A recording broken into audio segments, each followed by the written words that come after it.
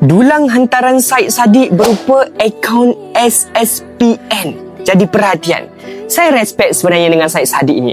Walaupun itu bukan tanggungjawab dia, tapi dia tetap buat. Betul tak? Itu menunjukkan dia ni bukan sekadar fikir tentang pasangan, hidup tentang bela Asliah semata-mata. Tidak.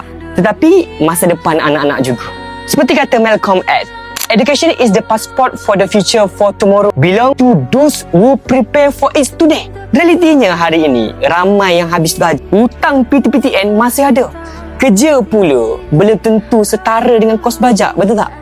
Sebab itu, ni peranan mak ayah ni. Peranan mak ayah sangat penting. Bila anak dapat duit raya, jangan habiskan semua untuk mainan dan kehendak mereka semata-mata. Duit itu amanah. Kita sebagai ibu bapa kena ambil perhatian. Simpan untuk dana pendidikan mereka. Kalaulah simpan dalam bank, nilai duit akan dimakan inflasi sekitar 2 hingga 4% setahun. Kalau simpan dalam SSPN, ada dividen sekitar 4%. Sekurang-kurangnya boleh cover lah inflasi itu. Betul tak?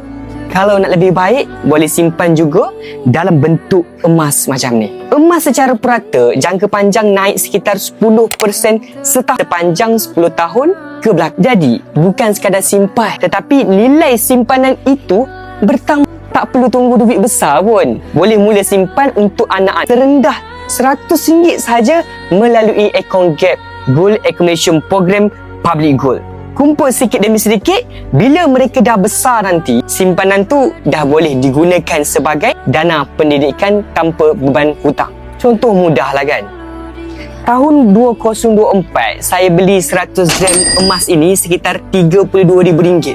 Hari ini 2026, nilai 100 gram ini sudah mencecah sekitar RM62,000. Inilah beza antara duit yang dibelanjakan dan duit yang kita jadikan sebagai aset masa depan untuk anak-anak. Jadi jika berminat untuk mula belajar simpan emas, boleh klik link yang saya sediakan atau tekan saja link dekat bio. Saya bantu sebaik mungkin. Buka untuk akaun anak, simpan dan cukup gram tukar kepada emas-emas fizikal seperti ini.